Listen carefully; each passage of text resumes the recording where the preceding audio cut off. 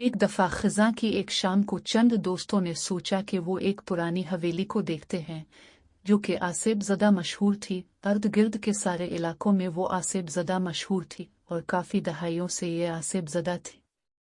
इस पुरानी हवेली में सजावट की बहुत चीज़ें थीं। इस पुरानी हवेली में काफ़ी चीज़ें हाथी के दांतों से बनाई गई थी जो कि इस वक्त बहुत महंगी, बहुत खूबसूरत और बहुत नायाब थी। शाहरुख हमेशा हिम्मत वाला इंसान समझा जाता था। वो किसी चीज से नहीं डरता था। उसने आसिफ ज़दा हवेली का चरचुराता हुआ दरवाजा खोला और उन सब दोस्तों ने इस हवेली के अंदर कदम रखा। जब उन्होंने फ्लैश लाइट ऑन करके रोशनी से हवेली के अंदर देखा तो हर तरफ मिट्टी उड़ रही थी। उन्होंने एक दूसरे से पूछा कि क्या हमने यहाँ आकर ठीक किया है, क्या हम यहाँ से जिंदा बच के जाएंगे या नहीं, या क्या हम यहाँ कुछ नया ढूंढ के जा पाएंगे या नहीं। उनकी आवाज में नया कुछ तलाश करने का जोश भी था और कुछ खो देने का खौफ भी। इसके बाद उन्होंने एक बड़े हाल का दरवाजा खोला और वो सब इसके अंदर दाखिल हुए। वहां उन्हें दीवार पर लटकी हुई एक तस्वीर नजर आई। वो सब इस तस्वीर के पास पहुंचे और वो तस्वीर देखने लगे। वो तस्वीर एक मशहूर बिजनेसमैन की थी जो कुछ साल पहले एक रोड एक्सीडेंट में मर गया था। अचानक वो आदमी इस तस्वीर से उन सब की तरफ देखने लगा। वो सब डर गए और भागते हुए इस कमरे से निकले और वो बहुत डर गए थे कि ये सब क्या था, हकीकत है या ख्वाब है। इसके बाद उन्हें हवेली के बाहर किसी के चीखने की आवाज आई। इसके बाद उन्हें बाहर से लोगों की बातें करने की आवाजें आने लगी। उन्होंने बाहर देखा तो बाहर गहरी खामोशी और धुंध के सिवा कुछ नहीं था। इसके बाद उन्हें इस कमरे में कुछ लड़कियां डांस करती हुई दिखाई दी। वो डांस भी कर रही थी और कुछ गा भी रही थी, लेकिन उन्हें इसके गाने की समझ नहीं आ रही थी, लेकिन इसकी आवाज में दर्द था। इसके बाद वो एक खौफनाक लड़की की शक्ल में तब्दील हो गई और उन सब की तरफ देखने लगी। वो सब खौफजदा होकर बारी बारी कमरे से भागने लगे। रात बढ़ती जा रही थी और धुंध बढ़ती जा रही थी। सर्दी में इजाफा हो रहा था और उनका खौफ भी बढ़ रहा था, लेकिन वो इस हवेली का राज भी जानना चाहते थे। इसके बाद वो एक और कमरे में दाखिल हुई। एक लाइब्रेरी थी।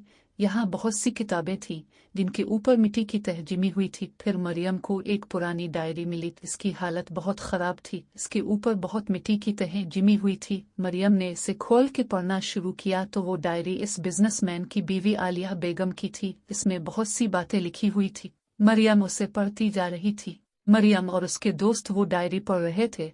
इसमें आलिया बेगम की जिंदगी के बारे लिखा था। वो अपने शौहर के साथ हंसी खुशी रह रही थी। दोनों एक दूसरे से बहुत प्यार करते थे। फिर उसकी जिंदगी में कुछ खौफनाक वाकयात होने लगे। वो अक्सर शीशे में किसी चुड़ैल का अक्स देखती थी जो उसे घूरती थी, फिर वो गायब हो जाती थी। वो अक्सर अजीब आवाजें सुनती थी जो उसे लगता था कि हकीकत में आ रही हैं, लेकिन वहां कुछ नहीं होता था। अब वो अक्सर खौफ ज़दा रहने लगी थी। वो आहिस्ता आहिस्ता खौफ के मारे बीमार हो रही थी। इसका शौहर भी अब इसकी तबीयत की वजह से परेशान रहने लगा था।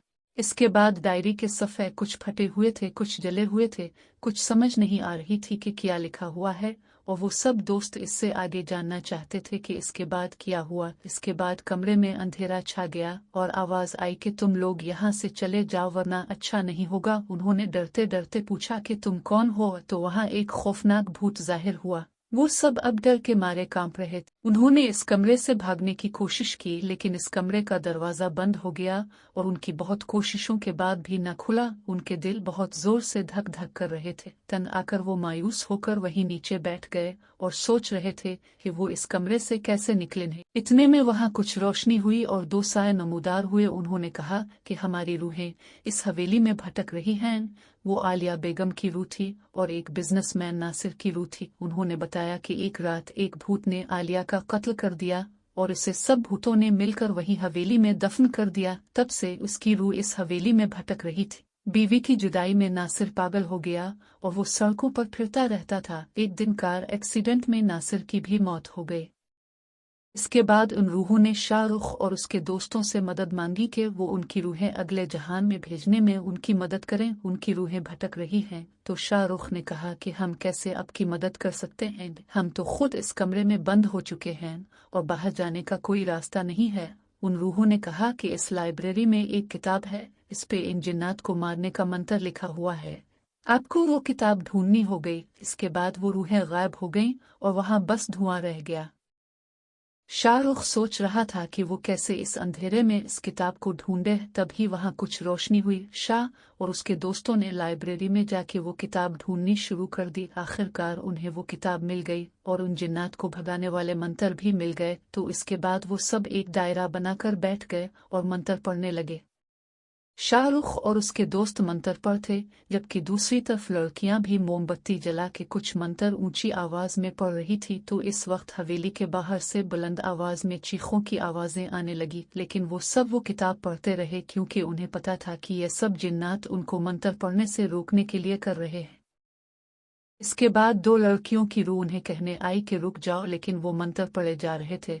इसके बाद बहुत से भूत बहुत गुस्से में आए और उन्हें रोकने लगे कि बस कर दो वरना तुम सबको जान से मार देंगे। इसी दौरान हवेली को आग लग गई और भूतों की बहुत खौफनाक आवाजें आने लगीं और बारी बारी सब भूत जल के मर गए। इसके बाद हवेली में खामोशी छा गई और आग बुझ गई। तब बिजनेसमैन नासिर और आलिया बेगम की रूह शाहरुख और उसके दोस्तों के पास आई और उनका शुक्र अदा किया कि अब हमारी रूह को सुकून मिल गया है और अब इस हवेली में कोई भूत नहीं है। इसके बाद उनकी रूह आसमानों की तरफ परवाज कर गई।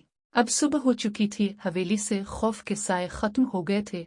वो दोस्त हवेली से बाहर आए और वो बाहर घूम फिर कर हवेली देख रहे थे। उन्हें भूख भी बहुत शदीद लगी थी। उन्होंने एक लड़के को बाजार से नाश्ते का सामान लेने भेजा। फिर उन्होंने हवेली के सहन में नाश्ता तैयार किया। मजेदार नाश्ता तैयार हो चुका था। अब उन सब दोस्तों ने जी भर के नाश्ता किया। अब उन्होंने सोचा कि यह हवेली इतनी प्यारी है, क्यों ना हम उसकी सफाई करें। उन्होंने हवेली के पौधों की काट छांट की और पौधों को पानी दिया। वो पौधे अब बहुत प्यारे लग रहे थे। वहां एक पानी का फवारा था, वो भी पौधों से घिरा बहुत अच्छा लग रहा था। इसके बाद वो लाइब्रेरी गए और उसकी किताबों की मिट्टी झाड़ी। वहां मरियम को कुछ किताबें मिले जिसकी उसे जरूरत थी और वो काफी अरसे से उन किताबों को ढूंढ रही थी और उसे मिल नहीं रही थी। लाइब्रेरी साफ होके बहुत अच्छी लग रही थी। इसका फर्नीचर भी बहुत अच्छा था। उन्होंने एक दूसरे से कहा कि वो अब यहाँ किताबें पढ़ने आया करेंगे। वो सब बहुत खुश थे कि उनकी मेहनत की वजह से लाइब्रेरी अपनी असल हालत में वापस आ गई थी। अब यहाँ कोई भी आके किताबें पढ़ सकता था। इसके बाद लड़कियां आलिया बेगम और नासिर साहिब के बेडरूम में गईं। वहां अपने वक्त का शानदार फर्नीचर था, लेकिन अब वहां मकड़ी के जाले थे और मिट्टी की तही थी। दीवार पर आलिया बेगम और बिजनेसमैन नासिर की तस्वीर लटक रही थी। उन्होंने कमरे की एक एक चीज साफ की। इस कमरे में एक बड़ी कपड़ों की अलमारी थी। मरियम ने इसे खोल के देखा तो वहां आलिया बेगम के बहुत प्यारे प्यारे बनारसी फराक थे। मरियम ने वो पहन के देखे, वो बहुत शानदार थे। मरियम ने वो सारे फराक रख लिए। उसने सोचा कि उनकी धुलाई करने के बाद ये और भी शानदार बन जाएंगे और मैं उन्हें पहना करूंगी। इसके बाद उन्होंने एक एक करके सारे कमरों की सफाई की। हर कमरा अपनी तर्ज का शानदार बना हुआ था। जैसे जैसे सफाई हो रही थी हवेली मजीद खूबसूरत निकलती आ रही थी। इसके बाद वो हवेली की छत पे गए। वहां से अर्द गिर्द के सारे मनाजिर देखे। हवेली की छत भी गंदी थी, इसे भी साफ किया, वो भी अच्छी लग रही थी। अब सारी हवेली बहुत शानदार बहुत खूबसूरत लग रही थी। अब उन्होंने इस हवेली में एक बहुत शानदार पार्टी का इंतजाम किया और उन्होंने अपने सारे दोस्तों को बुलाया और बहुत अच्छा खाने का सब दोस्तों के लिए इंतजाम किया। सब बहुत खुश थे। इसके बाद सब दोस्तों ने वहां अपनी तस्वीरें बनवाई और आखिरकार शाहरुख और उसके दोस्त घर जाने के लिए तैयार हुए। उन्होंने कहा कि वो अक्सर इस शानदार हवेली में आया करेंगे अपने वक्त को मजीद खूबसूरत बनाने के लिए।